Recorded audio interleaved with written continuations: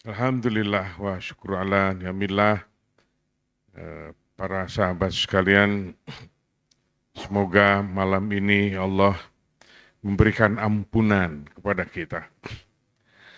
Karena itulah yang paling utama kita cari dan memintanya kepada Allah Ta'ala atas dasar kesadaran kita hidup di alam semesta ini penuh dengan kekotoran, penuh dengan kejahatan-kejahatan diri, zahiran wa batinan, atau keinginan-keinginan yang tidak pantas di dalam hati kita. Inilah kebetulan ini malam sudah mulai bergerak lagi mengaji tentang husnul dan su'ul khuluq yang itu ada di dalam diri manusia untuk kita mempelajarinya, untuk kita menekuninya, mana yang su'ul khuluq yang kita jalankan di atas dunia ini, dan harus seperti apa gerangan orang yang berkelas husnul khuluq. Dibacakan tadi oleh Syekh Jordani Salam di dalam kitab Ihya Ulumuddin, kalau akhlak Rasulullah itu adalah Al-Quran. Dan yang menapak di dalam keadaan, yang mengikuti jejak yang diajarkan oleh Rasulullah kepada kita, untuk dipatuhi kita perintah-perintah Allah Subhanahu wa Ta'ala, maka hasilnya adalah adab dan akhlak yang baik. Di dalam menata keadaan adab dan akhlak yang baik, itu tergantung dari gaung atau nada jiwa atau gerakan-gerakan atau bias hati, saya tidak tahu cara membahasakannya. Bagaimana hati itu berwarna di dalam hati kita dan mewarnai seluruh tubuh kita, fikir kita, rasa kita, melalui jawarih kita, indriawi kita yang mengejawantah di alam semesta ini. Di tengah-tengah itu semuanya, kalau kita ada yang mau berbuat baik, karena ini adalah badan kita terdiri daripada lahiriah dan batiniah, tetapi di dalamnya ada kedirian, ada keakuan, wujud manusia yang seperti kita ini. Diusahakan dengan peribadatan yang diajarkan di dalam al-Islam. Islam yang harus kita jalankan itu adalah semua perangkatnya agar kita mengikuti yang Nabi ajarkan dan Nabi percontohkan. Di dalam kitab-kitab di masa lalu mungkin di awal-awal mengaji di dalam ilmu syariat, bagaimana tindak tanduk Rasulullah, para sahabat terdekat, banyak contoh-contoh sudah semuanya kita dengar. Apakah itu cukup untuk percontohan yang harus kita contoh dari membaca atau dari mendengar dari Pak Kiai, lalu kita menjalankannya? Ini tidak mudah, karena wujud badaniah kita ini, seperti yang saya katakan tadi, ada hati di dalamnya. Hati inilah yang mewarnai gerakan-gerakan tubuh kita, raut wajah kita, lenggang kita. Baik. Peribadatan yang benar adalah segala peribadatan yang di dalamnya mengandung riyadah dan mujahadah. Dia akan memperbaiki hati kita. Kalau hati sudah terperbaiki, tersinari oleh nur Muhammad Rasulullah SAW, yang dari nurullah Allah menghibahkan cahayanya kepada Kangjeng Nabi, lalu kita patuh di dalam ajarannya. Nurnya datang kepada orang-orang yang seperti itu. Salah satu contoh, seseorang berdatang kepada Rasulullah. Ya Rasulullah, mana jalan yang paling dekat kepada Allah Ta'ala? Dan paling mudah. Ini adalah untuk memperbaiki diri kita, akhlak kita, adab kita. Seperti agar percontohan yang ada pada Nabi kita itu paling tidak membias kepada kita, sekalipun hanya ujungnya kebagian. Mungkin menjadi akhlak yang terbaik kalau kita hidup di alam semesta ini. Kata Rasulullah, jalan yang paling dekat dan paling mudah kepada Allah Subhanahu wa Ta'ala, la taghdab, jangan marah. Ini sudah berurusan dengan hati. Ini sudah berurusan dengan persoalan yang ada di alam semesta ini. Yang menggembirakan, yang membahagiakan, yang menjadi keluh kesah di dalam hati kita adalah semua apa yang kita laksanakan, yang kita jalankan di alam semesta ini, berupa apa saja yang kita hadapi. Di dalam pekerjaan, di dalam berdagang mungkin, di dalam kehidupan seperti biasa,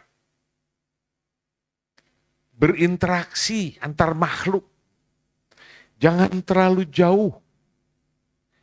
Antara suami dan istri saja yang katanya judulnya menjadi istri atau menjadi suami atas dasar rasa kecintaan, berkelahi. Bahasa Rasulullah tadi yang disebut la taghdab, jangan marah. Justru itu tempat bertumpunya sarana, arena kemarahan. Di dalam rumah kecil saja. Di jalan, di pergaulan, di dalam kehidupan. Ini semua mengganggu akhlak. Ini semua mewarnai hati. Tidak satu manusia mencintai seseorang, kagum kepada seseorang, jatuh hatinya kepada seseorang yang sedang marah.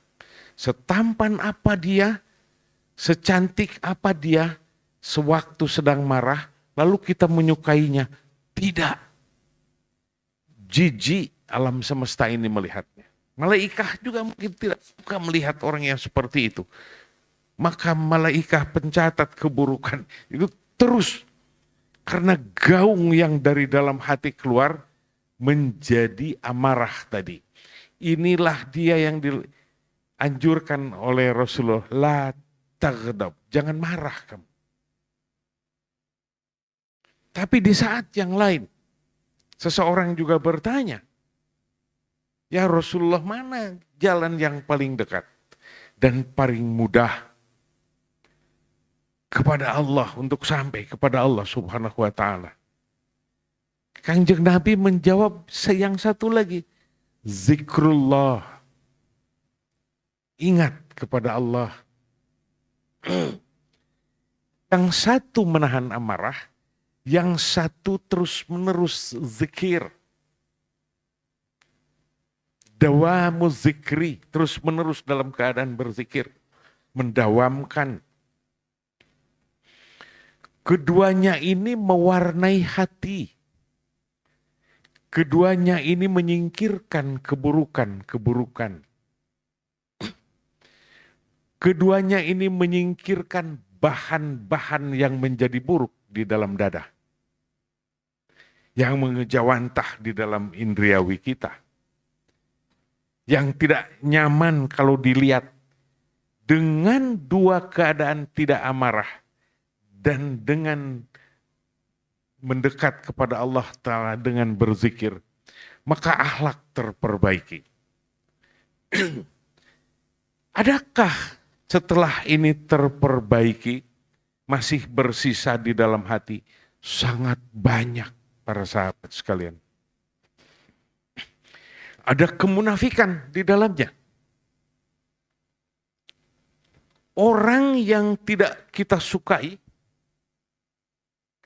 tapi kita terpaksa karena bertatap mata, bertemu muka, atau bertemu di masjid, atau bertemu di perjalanan. Tidak ditanya bagaimana, ditanya juga kita tidak suka. Tidak ditanya akhlak kita jadi buruk, orang lain menjadi benci, kita yang membuat orang lain membenci kita. Hatinya bergerak menjadi benci kepada kita. Kita ikut berdosa karena kita yang membuat orang itu amarah. Karena adab kita tidak baik. Kalau kita bertanya kepada orang itu tidak kita sukai. Sahabat sekalian, timbul satu jenis lagi penyakit, kemunafikan namanya.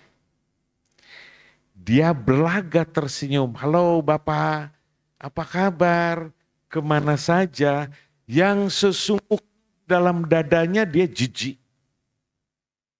Benci dia. Tetapi kemunafikan itu dilantunkan.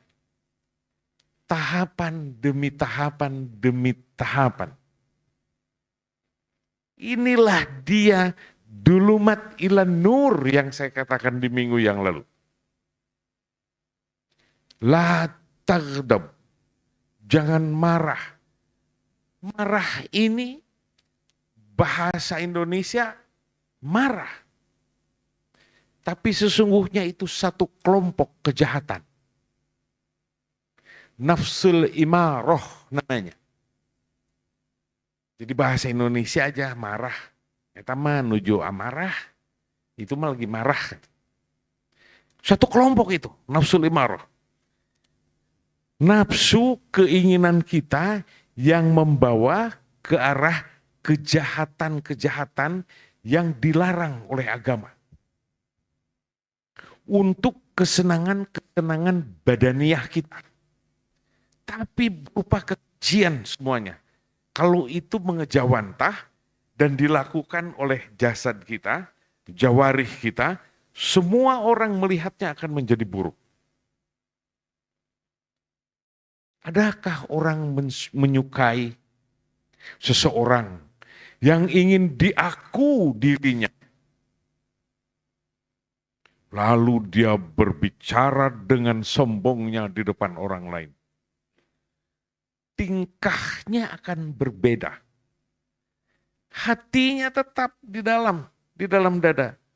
Tapi jawarihnya, indriawinya, gerak badaniahnya, semua dia bergerak menunjukkan kesombongannya. Entah kata-katanya, lisannya, jelas itu. Entah mimiknya manusia itu sedang sombong kepada manusia lain. Ingin diakunya. Atau kemunafikan tadi. Berlaga dia seperti orang alim. Menundukkan kepalanya. Berdiam dia.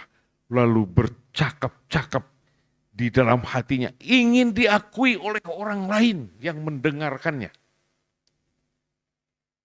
Ini ada yang terlihat dan ada yang tersembunyi. Berupa kemunafikan tadi di dalam. Dia ngumpet, berlindung di bawah ketiak setan. lalu seseorang berkumpul dengan orang lain. Saya berikan ini contoh-contoh. Ngobrol, yang diobrolkannya sesuatu. Tapi dia membicarakan dan dia merasa di lingkungan obrolan itu, merasa darajatnya lebih tinggi dari orang-orang yang di sekitarnya sedang berbicara. Bahwa aku adalah seorang pejabat dahulu kala. Aku seorang ini. Berbicaranya tentang sesuatu yang, sahabat sekalian, kehalusan syaitan menelusup ke dalam hati manusia. Menjadi su'ul khuluq. Dia berbicara, saat dia berbicara tentang dia tidak sadar sedang merendahkan orang-orang yang ada di hadapannya yang sedang berbicara. Dulumat ila nur. Kotor lagi hatinya. Berkibar sesungguhnya di atas kepalanya bendera ujub, bendera ketakburan, dan dicatat oleh mereka.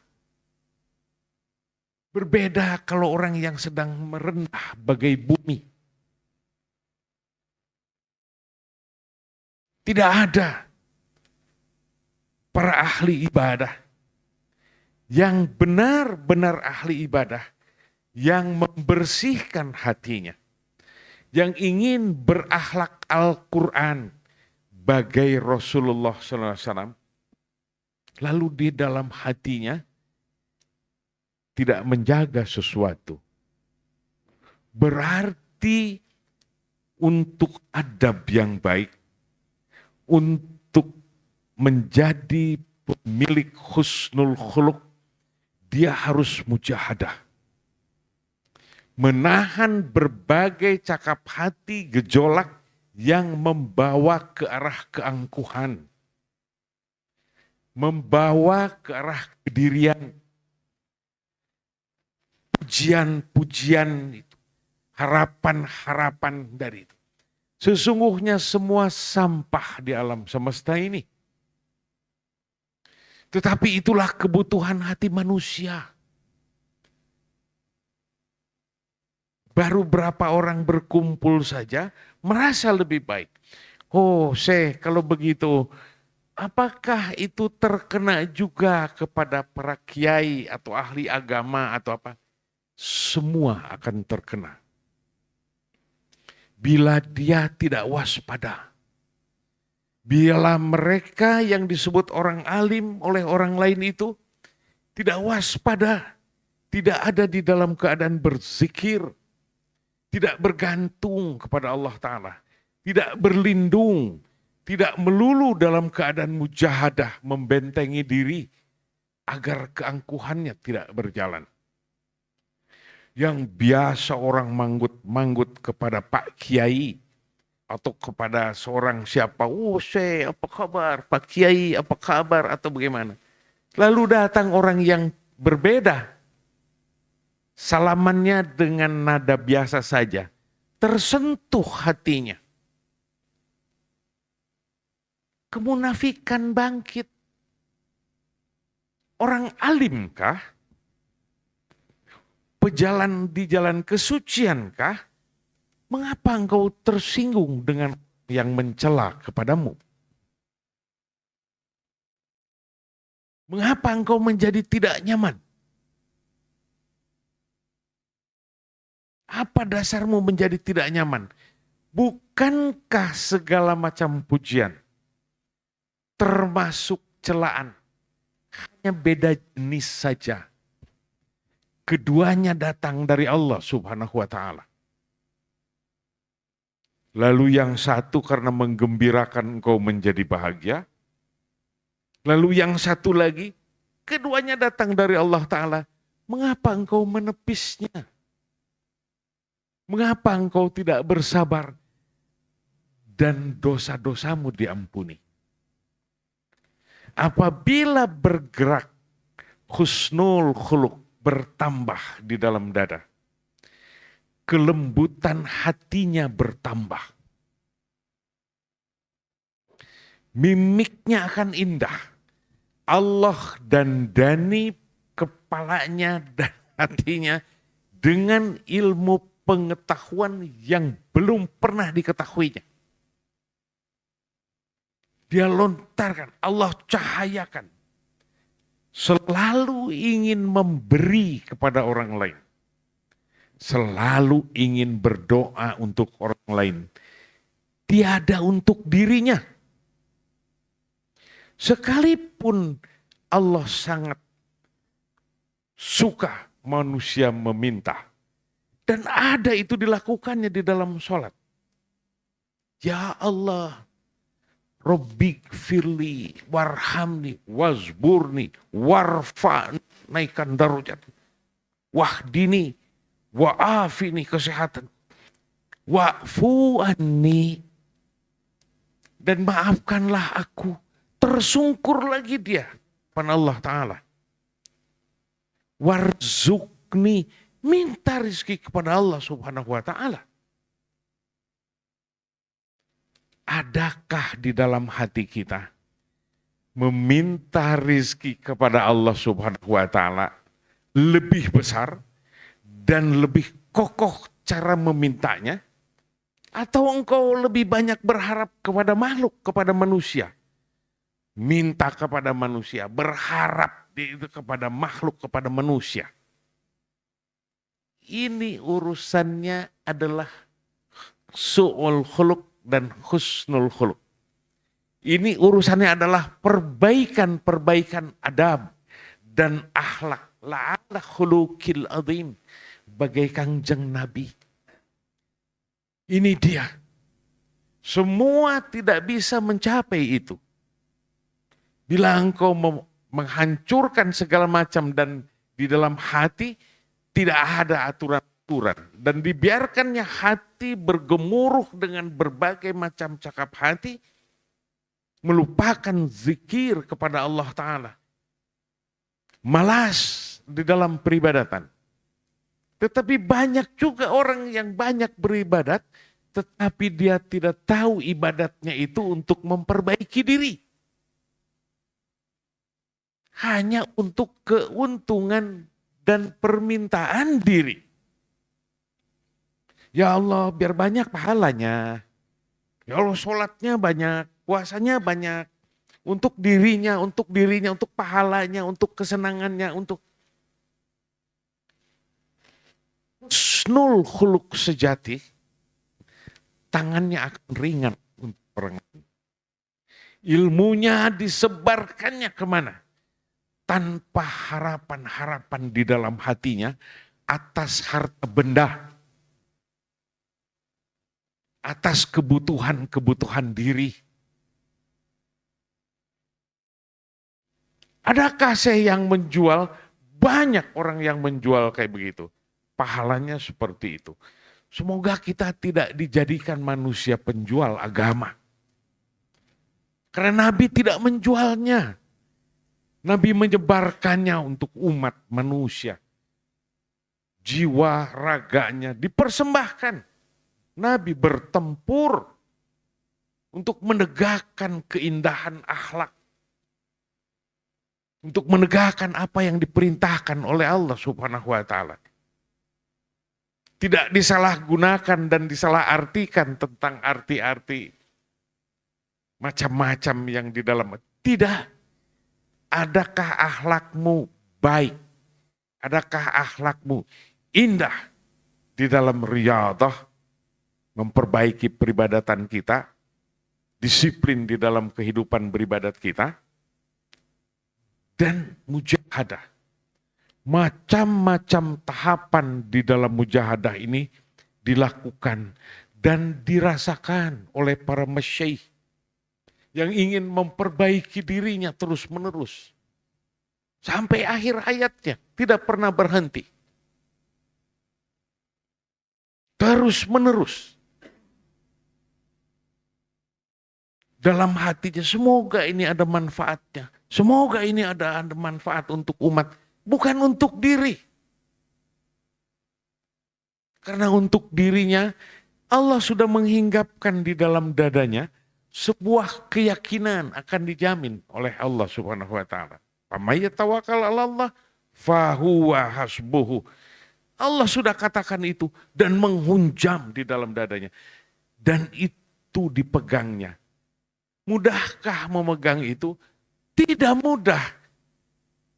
Karena akhlak kita belum baik, makom kita belum sampai ke situ, keyakinan kepada Allah Ta'ala masih rendah. Maka perbaiki terus, bersihkan terus hati tadi. La taghdab tadi, dan zikrullah tadi yang kata Rasulullah. Semoga ini manfaat bagi kita semuanya. Khususnya untuk saya yang terlalu banyak berbicara, semoga Allah mengampuni seluruh keburukan atau apa yang pernah kita lakukan yang buruk-buruk. Ya Allah, termasuk yang kemusyrikan apapun namanya. Ya Allah, ampuni kami. Segeralah ya Allah, jadikan aku hanya kepada Engkau saja aku menyembah. Dan hanya mengikuti kepada Rasulullah Muhammad Rasulullah SAW, ilmunya yang kita pakai. Amin ya Allah ya Rabbal Alamin. Sallallahu alaihi